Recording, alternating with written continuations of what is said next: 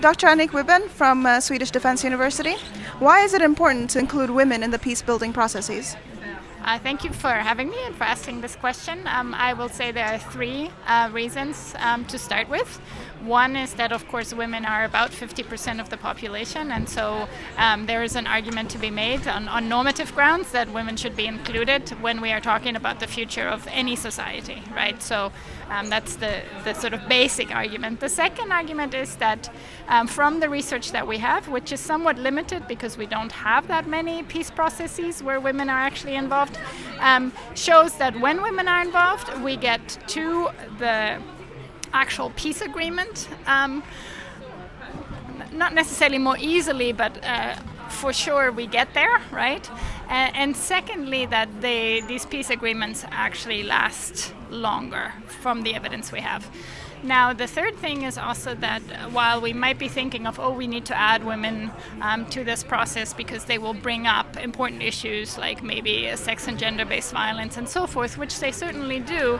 But when we think about where women are located in societies, and we have to really think about the variety of women, women are differently located, they bring particular insights into what is needed maybe at the level of families, what is needed at the level of youth, what is needed in communities with regard to education, which is often one of the things they bring to the table.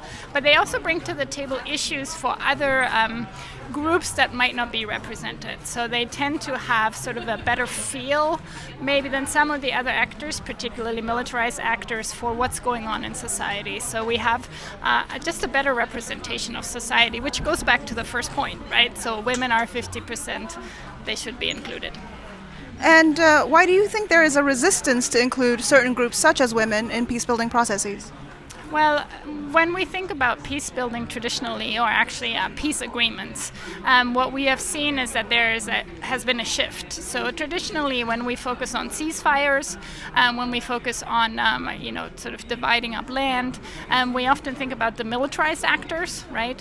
And in some way, traditional peace processes have sometimes given legitimacy to these actors through the process of only including them. What we've seen more recently is that peace agreements actually have become more broad, that we have had more efforts because we know it works actually also to talk about the future stability of a particular society, to get into constitution building and those kind of things.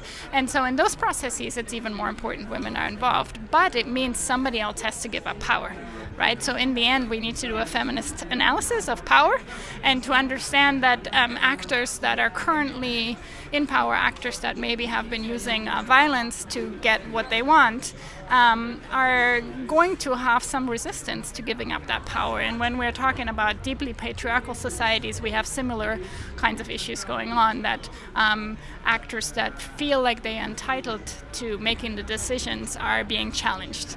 But that's, to be expected, and that's actually often what is needed to really have a change in society and then to really get somewhere different as far as the future is concerned. Thank you very much.